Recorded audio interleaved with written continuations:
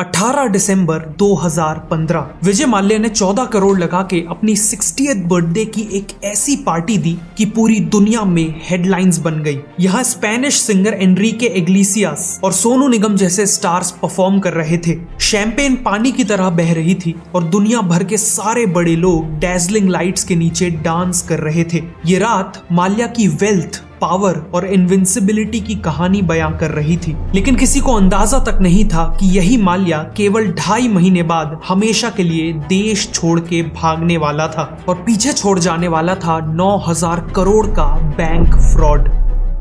इस पूरी कहानी की शुरुआत होती है विजय माल्या नहीं बल्कि उनके फादर विट्ठल माल्या से। कर्नाटका से आने वाले विट्ठल ने कॉलेज के दौरान ही कंपनीज के फाइनेंशियल स्टेटमेंट्स को एनालाइज करने में मास्टरी हासिल कर ली थी और 1940s में इसी स्किल के बेस पे उन्होंने स्टॉक मार्केट से बहुत पैसे कमाए, जिसके बाद उनका ध्यान यूनाइटेड ब्रूवरीज नाम की कंपनी पे गया। ब्रिटिशर्स ने अपनी ट्रूप्स को शराब सप्लाई करने के लिए इंडिया में जगह जगह ब्रूवरीज लगाई थी और 1915 में इन्हीं ब्रूवरीज को मर्ज करके जो कंपनी बनी उसका नाम पड़ा यूबी यानी यूनाइटेड ब्रूवरीज। 1946 में विट्ठल माल्या ने यूबी के शेयर्स खरीदना चालू कर दिए और केवल 2 सालों में महज 24 साल की उम्र में वो यूबी के चेयरमैन बन गए। चेयरमैन बनने के बाद उन्होंने यूबी के प्रॉफिट्स को यूज करके कई और लिकर कंपनीज को अक्वायर किया और एक मैसिव लिकर बिजनेस बना लिया। लेकिन विट्ठल माल्या केवल लिकर बिजनेस तक लिमिटेड नहीं रहे। उन्होंने अपनी स्किल्स और प्रॉफिट्स का यूज करके कई और सेक्टर्स की अंडर वैल्यूड कंपनीज को अक्वायर किया। 1981 तक उन्होंने 10 breweries, 14 distilleries, 7 processed food companies, 6 investment companies और ऐसी कई और कंपनीज को अक्वायर करके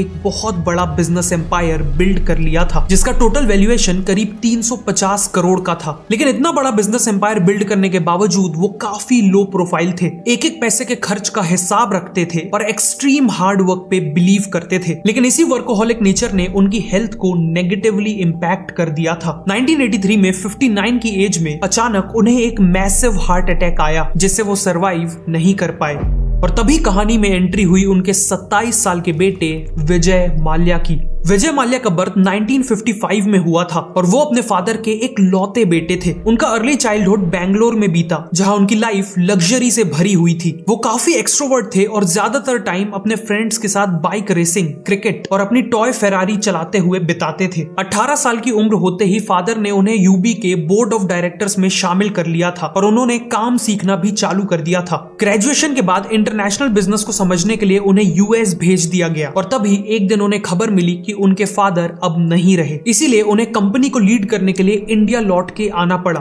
अपने फादर से बिल्कुल उलट विजय की इमेज एक पार्टी एनिमल और फ्लैशी लाइफस्टाइल पसंद करने वाले इंसान की बन चुकी थी। इसीलिए यूबी ग्रुप के कई टॉप मैनेजर्स को विजय की लीडरशिप में कॉन्फिडेंस नहीं था। लेकिन समहाउ मेजॉरिटी शेयर होल्डर्स के सपोर्ट से विजय ही चेयरमैन बने। शुरुआत से ही विजय कुछ अलग करके अपने डाउटर्स को गलत प्रूव करना चाहते थे। इसीलिए उन्होंने यूबी के लिकर बिजनेस से हटकर कई और सेक्टर्स में डाइवर्सिफाई करना चालू कर दिया। उन्होंने प्रेडिक्ट किया कि इंडिया में यूएस की तरह एक बड़ा फास्ट फूड रिवॉल्यूशन आएगा। इसीलिए उन्होंने मैकडॉवेल्स पिज्जा किंग नाम की फास्ट फूड चेन लॉन्च कर दी और दिल्ली और मुंबई में कई सारे आउटलेट्स खोल दिए। लेकिन मुंबई में एक बहुत बड़ा कंपटीशन उनका इंतजार कर रहा था, मुंबई के लेजेंडरी डब्बा वाला। एक इफेक्टिव डब्बा डिलीवरी सिस्टम होने के कारण लोग वीकडेज में बाहर का खाना प्रेफर नहीं करते थे और ओवरऑल भी इंडिया में उस टाइम ईटिंग आउट कल्चर उतना पॉपुलर नहीं था। इसीलिए 1-2 स्टोर्स को छोड़ के उनकी बाकी सभी स्टोर्स बुरी तरह से फ्लॉप हो गई और 1987 तक इसे कंप्लीटली बंद कर दिया गया।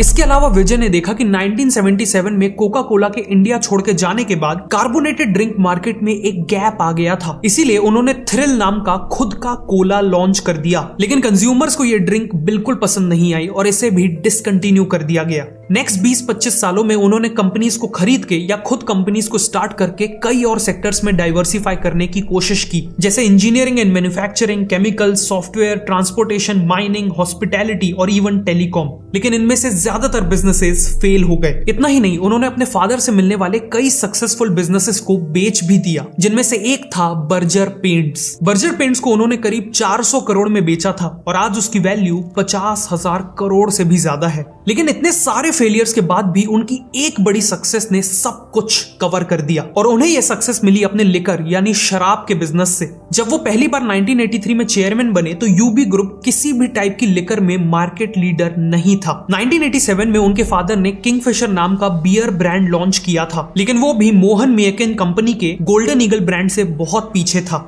तभी विजय ने देखा कि इंडिया में कोई भी बियर यूथ को टारगेट नहीं कर रही थी, इसीलिए उन्होंने किंगफिशर को रीब्रांड किया। उसके लोगो को ब्लैक एंड व्हाइट से कलरफुल और वाइब्रेंट बनाया और बर्ड को सिटिंग पोजीशन की जगह फ्लाइंग पोजीशन पे लाया। जहां गोल्डन ईगल के लोगो में ईगल होने के कारण वो थोड़ा ट्रेडिशनल और रफ लगता था, वहीं किंगफिशर का नया लोगो एनर्जी, फ्रीडम और यूथफुलनेस को सिंबलाइज कर रहा था। साथ में उसका स्लोगन था The King of Good Times. इन सभी चेंजेस के साथ विजय ने किंगफिशर को एक प्रीमियम बियर की तरह पोजीशन किया और एस्पिरेशनल यूथ को टारगेट किया। वैसे यूथ से याद आया कि इंडिया की young generation time pass generation बनती जा रही है। ये लोग अपने दिन के घंटों केवल रील्स स्क्रॉल करते हुए बिता रहे हैं। ऐसा इसलिए क्योंकि स्किल्स की कमी के कारण इन्हें जॉब ही नहीं मिल पा रही। मतलब फ्यूचर में ना इनके पास पैसे होंगे, ना ही कोई रिस्पेक्ट होगी और ना ही कोई हैप्पीनेस। लेकिन अगर आप चाहते हैं कि आपका फ्यूचर ऐसा ना हो तो आपको अभी एक्शन लेना होगा। फ्यूचर में वही लोग सक्सेसफुल होंगे जिन्हें एआई का यूज करके काम करना आता हो। इसीलिए आप ये 3 घंटों की hands on AI training join कर सकते हैं, जिसका लिंक आपको नीचे डिस्क्रिप्शन और पिन कमेंट में मिल जाएगा। इस ट्रेनिंग में आप चैट जीपीटी और साथ में 20+ एआई टूल्स को फ्री में सीख सकते हो। रिपीटेटिव टास्क को ऑटोमेट करना है, कुछ ही सेकंड्स में एक्सेल डेटा को एनालाइज करना है या फिर जॉब्स कैसे ढूंढनी है, ये सब और बहुत कुछ यहाँ कवर किया जाएगा। ये ट्रेनिंग सभी के लिए है, चाहे आप टेक से हो या नॉन टेक, जैसे sales and marketing, HR, entrepreneur या इवन फ्रीलांसर। आप में से पहले 1500 व्यूअर्स जो नीचे दिए हुए लिंक को यूज करके ज्वाइन करेंगे, उन्हें ये ट्रेनिंग बिल्कुल फ्री में मिलेगी। इसीलिए ये अपॉर्चुनिटी मिस मत करिए। लिंक नीचे डिस्क्रिप्शन और पिन कमेंट में है। अब वीडियो पे वापस आते हैं। इसी दौरान एक और इंटरेस्टिंग चीज हुई। 1986 में बैंगलोर में रमदा नाम का पहला पब खुला और फिर बहुत जल्द द पब नाम से दूसरा पब खुला। जहां ट्रेडिशनल बार्स में लाइटिंग, सीटिंग और क्लीनलीनेस बेकार होती थी, वहीं पब्स ने लोगों को सुपीरियर लाइटिंग, क्लीनलीनेस और म्यूजिक के चलते बेटर एम्बियंस दिया, जिस कारण यहाँ हाई क्लास लोग और इवन फीमेल्स का क्राउड आने लगा। इसी अपॉर्चुनिटी को देखते हुए विजय ने इन पब्स में अपनी किंगफिशर की ड्राफ्ट बियर लॉन्च कर दी और ये एक इंस्टेंट हिट बन गई। आगे चल के बैंगलोर में इतने पब्स खुले कि बैंगलोर को इंडिया का पब कैपिटल कहा जाने लगा। इवेंचुअली यही पब कल्चर इंडिया के और भी शहरों में फैला, जिसका सबसे ज्यादा फायदा मिला विजय माल्या को। इसके अलावा उन्होंने जहां हो सके वहां किंगफिशर के ब्रांड को विजिबल करवाया, डर्बी, फुटबॉल और फैशन शोज को स्पॉन्सर किया, किंगफिशर का स्विम सूट कैलेंडर लॉन्च किया। इसी कैलेंडर ने दीपिका पादुकोण, ईशा गुप्ता और कैटरीना कैफ जैसी एक्ट्रेसेस को लॉन्च किया। माल्या ने तो इवन अपने घर के नाम में किंगफिशर डाल दिया। इन सब से किंगफिशर का ब्रांड केवल एक प्रोडक्ट से बढ़कर फन, सेलिब्रेशन और अर्बन लाइफ का सिंबल बन गया। बियर के बाद विजय ने फोकस किया अपने विस्की बिजनेस में। उनके पास ऑलरेडी मैकडॉवेल्स नंबर 1 और बैग पाइपर जैसे अच्छे विस्की ब्रांड्स थे और साथ में उन्होंने दूसरे सक्सेसफुल ब्रांड्स को तेजी से अक्वायर करना चालू कर दिया। बहुत जल्द उनके पास पॉपुलर विस्कीज जैसे रॉयल चैलेंज, ब्लैक डॉग और एंटीक्विटी का शानदार पोर्टफोलियो तैयार हो गया। लेकिन वो यहाँ नहीं रुके, उन्होंने ब्रांडी, रम, जिन, वोडका और इवन वाइन में भी अपने बिजनेस को एक्सपैंड कर लिया। साथ ही उन्होंने देखा कि कोका कोला जैसी एफएमसीजी कंपनीज हर तरह के कंज्यूमर्स को टारगेट करने के लिए अलग अलग ड्रिंक्स लॉन्च करती हैं। फॉर एग्जांपल, कोका कोला के पास मासेस के लिए कोक, हेल्थ कॉन्शियस लोगों के लिए डाइट कोक और स्ट्रॉन्ग टेस्ट वालों के लिए थम्स अप थी। सिमिलरली माल्या ने मासेस के लिए back Piper whisky, premium segment के लिए मैकडॉवेल्स नंबर 1 और हेल्थ कॉन्शियस कस्टमर्स के लिए मैकडॉवेल्स डाइट मेट को लॉन्च किया, जो दुनिया की पहली लो कैलोरी विस्की थी। सिमिलरली किंगफिशर के केस में उन्होंने किंगफिशर प्रीमियम, स्ट्रॉन्ग और लैगर लॉन्च की। विजय की मार्केटिंग स्ट्रेटजी भी कमाल की थी। इंडिया में शराब की एडवर्टीजमेंट में बैन था, इसीलिए विजय ने इंडिया में पहली बार सरोगेट एडवर्टीजमेंट को इंट्रोड्यूस किया। बेसिकली अपनी मैकडॉवेल्स नंबर 1 विस्की को प्रमोट करने के लिए उन्होंने मैकडॉवेल्स का सोडा और वाटर लॉन्च कर दिया और बॉलीवुड और क्रिकेट सेलिब्रिटीज से इनका खूब ऐड करवाया, जिससे इनडायरेक्टली उनकी विस्की का ऐड हो गया। उन्होंने ये सेम स्ट्रेटजी अपने बाकी सभी ब्रांड्स के लिए भी अपनाई और ये स्ट्रेटजी काफी सक्सेसफुल हो गई। इन सब के चलते 2004 तक यूनाइटेड ब्रूवरीज पूरी दुनिया की चौथी सबसे बड़ी लिकर कंपनी बन चुकी थी। विजय को यह भी पता था कि अगर उन्हें बिना किसी प्रॉब्लम के इंडिया में बिजनेस एक्सपैंड करना है तो उन्हें पॉलिटिकल पावर की जरूरत होगी। इसीलिए 2002 में मल्टीपल पॉलिटिकल पार्टीज के सपोर्ट से वो राज्यसभा के मेंबर भी बन गए। 2005 तक माल्या के पास पैसा और पावर का डेडली कॉम्बिनेशन था और वो अपनी सक्सेस की पीक पे थे। लेकिन विजय को एक बात हमेशा खटकती थी। आखिरकार वो शराब का बिजनेस करते थे जिसे आम जनता बिल्कुल भी रिस्पेक्ट नहीं करती थी और माल्या डेस्परेटली एक रिस्पेक्टफुल बिजनेस में घुसना चाहते थे। इसीलिए उन्होंने एक वर्ल्ड क्लास एयरलाइन बनाने का ठान लिया। लेकिन उन्हें कोई अंदाजा नहीं था कि उनका ये एक डिसीजन उनके पूरे बिजनेस एम्पायर को बर्बाद कर देने वाला था। विजय ने अपनी नई एयरलाइन का नाम रखा किंगफिशर एयरलाइंस। उनका आइडिया था लोगों को इकोनॉमी क्लास और बिजनेस क्लास के बीच में एक नई क्लास की सीट्स ऑफर करना और इस नई क्लास को उन्होंने नाम दिया किंगफिशर क्लास। उन्होंने अपनी फ्लाइट में खाने पीने की ह्यूज वैरायटी ऑफर की, हर एक सीट में dedicated in flight entertainment system install किया और खुद एक एक एयर होस्टेस को इंटरव्यू किया। इन सभी एयर होस्टेस की यूनिफॉर्म टॉप फैशन डिजाइनर्स ने डिजाइन की, इन्हें हाई लेवल ट्रेनिंग्स दी गई और इवन ये बताया गया कि उन्हें किस तरह की एक्सरसाइजेस और डाइट फॉलो करनी है। लेकिन इन सभी फीचर्स के बावजूद किंगफिशर का प्लान था अपनी टिकट प्राइसेस को जेट एयरवेज और एयर इंडिया के बराबर रखना या इवन उनसे कम रखना। विजय चाहते थे कि वो इस एयरलाइन को अपने बेटे के बर्थडे यानी 7 मई 2005 को लॉन्च करें, लेकिन पूरी कोशिश के बाद भी ये 9 मई को लॉन्च हुई। इसकी फर्स्ट फ्लाइट मुंबई से बैंगलोर की थी जिसमें माल्या खुद ऑन बोर्ड था और गेस्ट से इंटरैक्ट कर रहा था। बाद में भी किंगफिशर की हर फ्लाइट में टेक ऑफ के बाद एक वीडियो प्ले होती थी जिसमें माल्या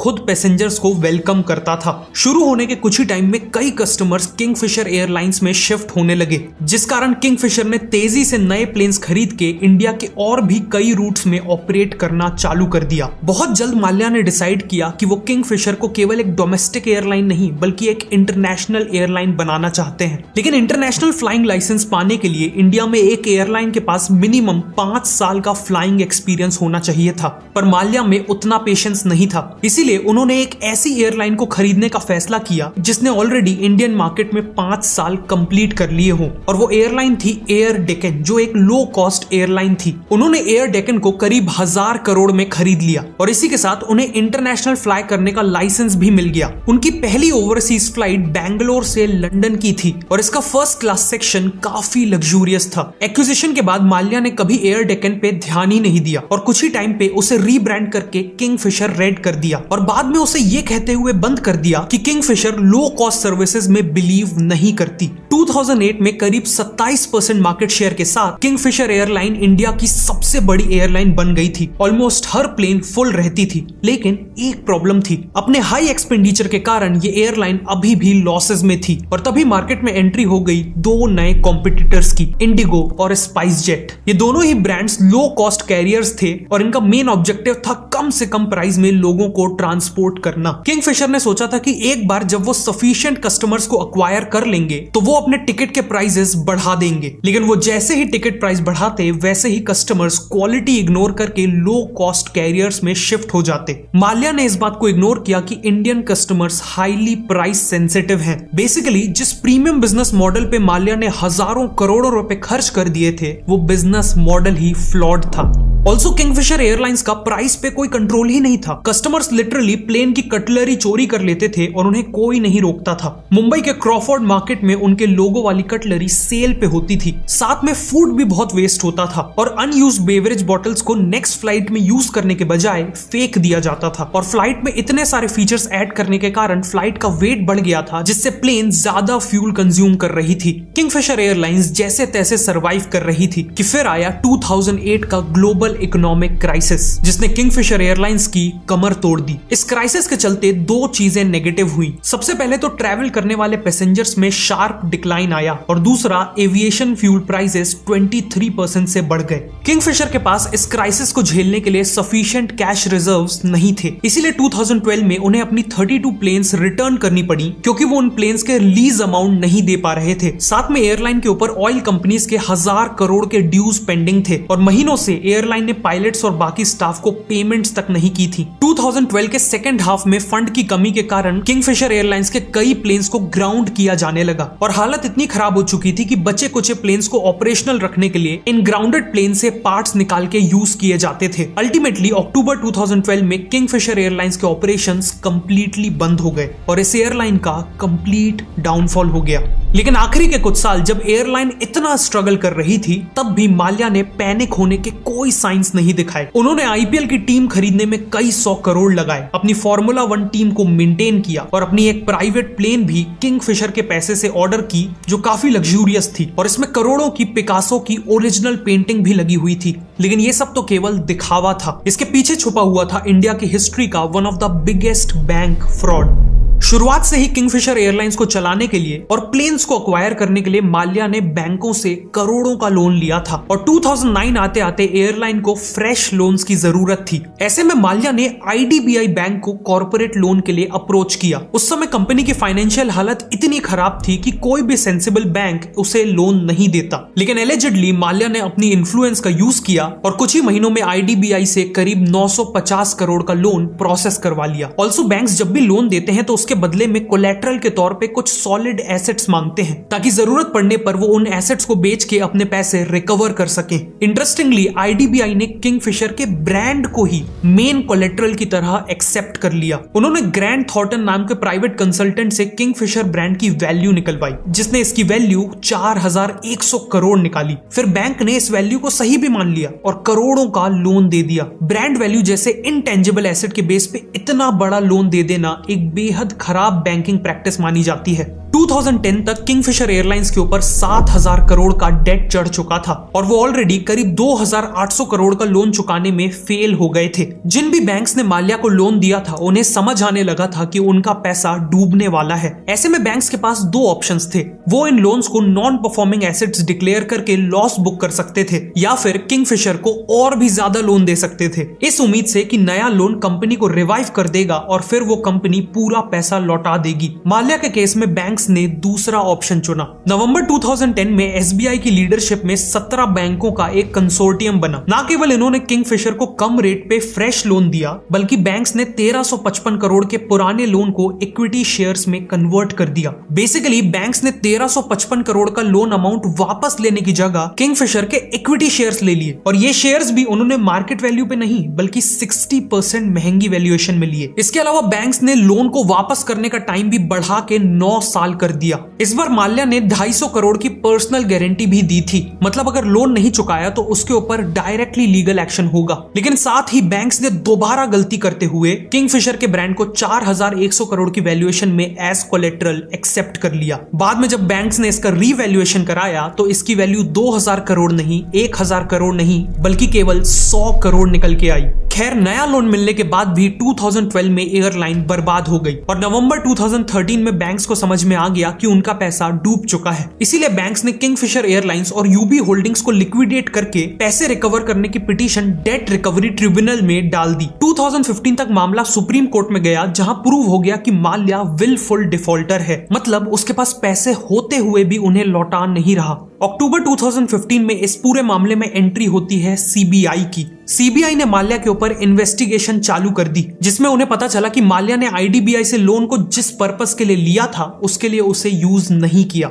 लोन के कुछ पैसों से उसने अपना पुराना लोन रीपे किया और बाकी पैसों को फॉरेन ट्रांसफर करके पर्सनल प्रॉपर्टीज खरीद ली। इन सब के चलते दिसंबर 2015 तक माल्या के ऊपर मल्टीपल केसेस और इन्वेस्टिगेशंस चालू हो चुकी थी। बैंक्स के अलावा माल्या ने अपने 3000 एम्प्लॉयज के भी पैसे नहीं दिए थे जिस कारण ये सब स्ट्रगल कर रहे थे। एयरलाइन की कैबिन क्रू और बाकी एम्प्लॉयज नौकरी ढूंढने के लिए भटक रहे थे, प्रोटेस्ट करके अपने हक का पैसा मांग रहे थे और फाइनेंशियल सिचुएशन बिगड़ने के कारण तो एक एम्प्लॉय की वाइफ ने अपनी जान तक ले ली थी। लेकिन वहीं दूसरी तरफ माल्या बिना किसी गिल्ट के अपनी 60th बर्थडे की पार्टी प्लान कर रहा था। दिसंबर 2015 में उसने $2 मिलियन लगा के गोवा में अपनी बर्थडे पार्टी मनाई। इस पार्टी को मदर ऑफ ऑल बैशेस नाम दिया गया, लेकिन पब्लिक और बैंक्स ने इसे बिल्कुल भी पॉजिटिवली नहीं लिया। खुद आरबीआई के गवर्नर ने इसे क्रिटिसाइज किया। 28 फरवरी 2016 को सुप्रीम कोर्ट के सीनियर काउंसिल दुष्यंत दवे ने एसबीआई को एडवाइस किया कि वो कोर्ट में एक पिटीशन डालें कि माल्या को देश से बाहर ना जाने दिया जाए, लेकिन एसबीआई ने देर कर दी। रूमर थी कि माल्या को किसी सीनियर ब्यूरोक्रेट से टिप मिल गई कि जल्द ही अथॉरिटीज उसे जेल भेजने वाली हैं। और इसी के कुछ दिन बाद 2 मार्च 2016 को माल्या अपनी गर्लफ्रेंड के साथ जेट एयरवेज की दिल्ली टू लंदन फ्लाइट के फर्स्ट क्लास सेक्शन में बोर्ड करता है और उसके साथ 7 बड़े सूटकेसेस भी थे, जिससे क्लियर था कि वो एक बहुत लंबी ट्रिप के लिए निकल रहा है। एक वो दिन था और एक आज का दिन। विजय माल्या कभी इंडिया लौट के नहीं आया और पीछे छोड़ गया 9,091 करोड़ का बैंक फ्रॉड। इंटरेस्टिंग बात यह है कि माल्या के भागने के 5 महीने पहले सीबीआई ने उसके खिलाफ लुकआउट नोटिस जारी किया था। मतलब अगर माल्या देश से बाहर जाने के लिए किसी भी एयरपोर्ट के इमिग्रेशन काउंटर में पहुंचता तो उसे इमिग्रेशन अथॉरिटीज डिटेन कर लेती। लेकिन फिर एलिजिडली माल्या ने फिर से गवर्नमेंट में अपनी इन्फ्लुएंस का यूज किया और लुकआउट नोटिस को मॉडिफाई करवा लिया, जिसके बाद इमिग्रेशन अथॉरिटीज को माल्या को डिटेन करने की जगह सिर्फ सीबीआई को उसकी मूवमेंट्स के बारे में इन्फॉर्म करना था। इसीलिए उस दिन माल्या को किसी ने नहीं रोका। 9 मार्च को अटॉर्नी जनरल ने सुप्रीम कोर्ट को माल्या के भागने की इंफॉर्मेशन दी, जिसके बाद इंडिया का पूरा पॉलिटिकल और फाइनेंशियल सिस्टम हिल गया। अप्रैल 2016 तक माल्या के खिलाफ नॉन बेलेबल वारंट्स इशू होने लगे, उसका पासपोर्ट सस्पेंड किया गया और उसे प्रोक्लेम्ड ऑफेंडर डिक्लेयर कर दिया गया। ईडी ने माल्या के 6,600 करोड़ के एसेट्स भी अटैच कर लिए। जून 2016 में माल्या को यूके से वापस लाने के लिए इंडिया ने एक्स्ट्राडिशन प्रोसीडिंग्स शुरू की, लेकिन माल्या बार बार एक्स्ट्राडिशन को यूके के कोर्ट्स में चैलेंज करके रोक देता है। लंदन में माल्या एक लेविश लाइफस्टाइल एंजॉय कर रहा है और मीडिया इंटरव्यूज और सोशल मीडिया के जरिए खुद को लगातार इनोसेंट क्लेम करता है। लेकिन रिसेंटली एक बहुत अच्छी खबर आई जब फाइनेंस मिनिस्टर निर्मला सीतारामन ने पार्लियामेंट में बताया कि बैंक्स ने माल्या के एसेट्स इंक्लूडिंग यूबी ग्रुप के 6,600 करोड़ के शेयर्स यूज करके करीब 14,000 करोड़ रुपए रिकवर कर लिए हैं। लेकिन इस रिकवरी के बाद भी माल्या के ऊपर मनी लॉन्ड्रिंग और बैंक फ्रॉड के केसेस हैं और वो आज भी इंडिया में वांटेड है। माल्या की ही तरह श्री रतन टाटा को भी अपनी फैमिली से एक बिजनेस एम्पायर मिला था और उन्होंने इस लेगेसी को डिग्निटी के साथ आगे बढ़ाया और टाटा को ट्रस्ट का सिंबल बना दिया। वहीं दूसरी तरफ माल्या ने धोखाधड़ी का रास्ता चुनकर अपने फादर के बिजनेस एम्पायर और उनकी लेगेसी को बर्बाद कर दिया। आज माल्या की पर्सनल वेल्थ चाहे अरबों खरबों में हो, लेकिन वो कभी भी अपनी खोई हुई इज्जत को वापस नहीं खरीद पाएगा। अगर आपको ये वीडियो अच्छी लगी तो मैं रिकमेंड करूंगा कि आप नेक्स्ट इस वीडियो को देखें।